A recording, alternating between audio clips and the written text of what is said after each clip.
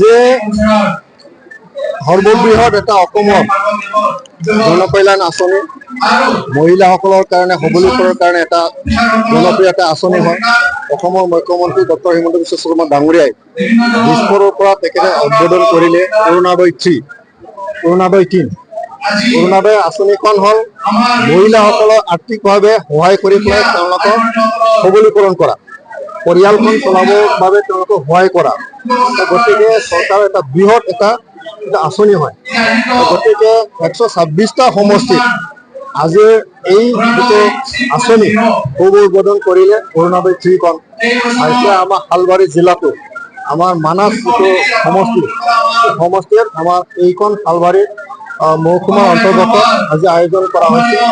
আমাৰ additional district কমিশ্যনাৰৰ জৰিয়তে শালবাৰী আমাৰ মহকুমা বিষয়াসকলে, গতিকে ইয়াত মই উপস্থিত আছো। অসম চৰকাৰে মোক ইয়াত দায়িত্ব দিছে আহিবৰ কাৰণে, ৰাইজক লগ ধৰিবৰ কাৰণে। মই ইয়াত উপস্থিত হৈ নিশ্চয় আনন্দিত হৈছোঁ, চব ভাল লাগিছে। এতিয়া আই মাতৃসকল ইয়াত উপস্থিত হৈছে, ধুনীয়া এটা পৰিৱেশ সকলোৱে এইটো বিচাৰিছিল। আৰু যিটো দেখিলোঁ তেওঁলোকৰ মুখত হাঁহি মুখ সকলোৰে, যে পৰিয়ালখন চলাবৰ কাৰণে যথেষ্ট সহায়ক হ'ব, এই কথাটো চবেই কৈছে। গতিকে মই ইয়াৰ বাবে এই আঁচনিৰ বাবে মুখ্যমন্ত্ৰী ডক্টৰ হিমন্ত বিশ্ব শৰ্মা ডাঙৰীয়াক মই ধন্যবাদ জনাইছোঁ আমাৰ ৰাইজ হৈ পেলাই। আৰু আমি আশা কৰিছোঁ এই আঁচনিৰ দ্বাৰাই আমাৰ মহিলাসকল পৰিয়াল পৰিচালনা কৰাত যথেষ্ট সহায় হ'ব।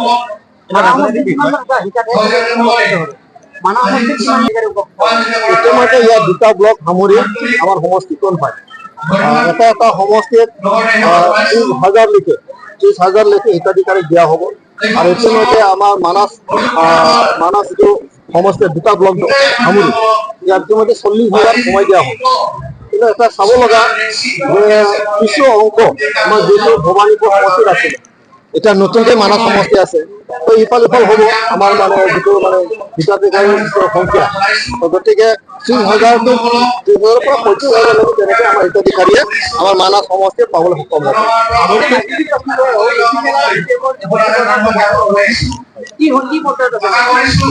ইতিমধ্যে এইটো এটা চৰ্চাত আছে আৰু আমাৰ বিপিআৰ অঞ্চলৰ ৰাইজে বিচাৰিছে যে আঞ্চলিক দল একেলগে কাম কৰিলে ভাল হৈ যায়।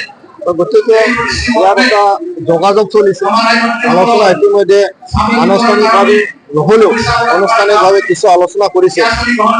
এই পৰ্যায়ত ৰাইজে বিচৰা ধৰণে আমি কেনেকৈ আগবাঢ়িব পাৰোঁ, গতিকে সেই পৰ্যায়তে আছে। আৰু সকলোৱে আশা কৰিছে যে এটা ভাল পৰ্যায়লৈকে যাব পাৰোঁ আৰু এটা ভাল এটা ৰাজনীতি আমাৰ অঞ্চলত যাতে কৰিব পাৰোঁ। একত্ৰীকৰণ বা বুজাবুজি হওক, যিয়ে নহওক প্ৰক্ৰিয়াটো এটা পৰ্যায়লৈকে চলি আছে, আলোচনা চলি আছে। কিমান দূৰলৈকে যাব পাৰোঁ কিন্তু এতিয়া কোৱা ক'বলৈ অলপ টান, কিন্তু আমি আশাবাদী যে ভাল এটা পৰিৱেশ আহক আৰু ইয়াৰ কাৰণে আমি কাম কৰি আছোঁ। আগন্তুক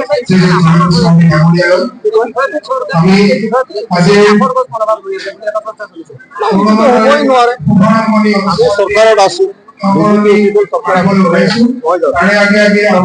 অভিভাৱকৰ দৰে আমি কাম কৰি ইয়াত যদি ৰাইজে যদি ভাল বিচাৰে এতিয়া বিদেশৰ পৰা যদি প্ৰপ'জাল আহে যে আমি